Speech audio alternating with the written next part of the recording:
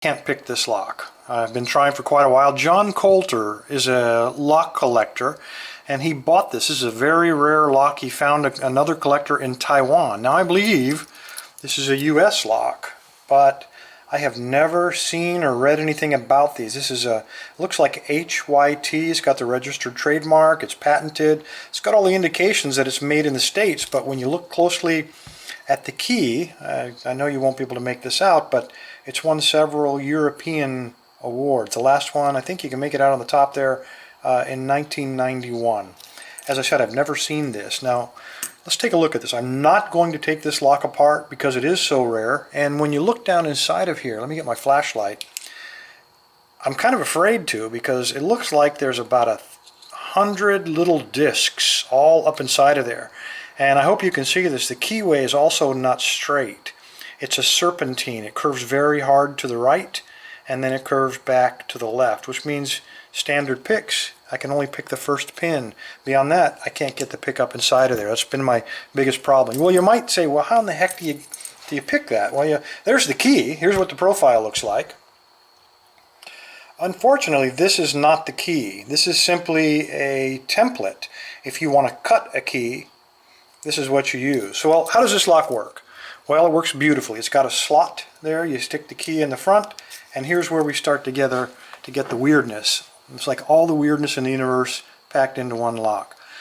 You grab a hold of the blue part, and then you push the key, and you'll actually inject it into the lock. It goes around all those curves, and then it works very smoothly. Really cool lock. When you want it to come out, it's almost like a hypodermic needle. You grab it like that, you push with your thumb, and you extract it. So that's how you get in there. So let's look a little bit closer at this key. You can see up inside of there, it's almost like a chain, and I'm going to go ahead and push it out here.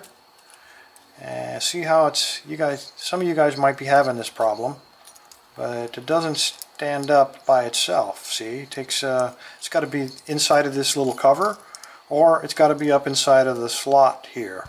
And that's how we go around that sharp corner. That's how we pick the lock. As I said, there's the bitting. If I can lay that out, it's the same as the template. And I can imagine this looks pretty delicate. I mean, it turns every which way. I can't imagine if you were in the middle of the night, had a couple too many beers, you jerk your key out, you're going to snag that. You have to do it that way every single time to protect that key.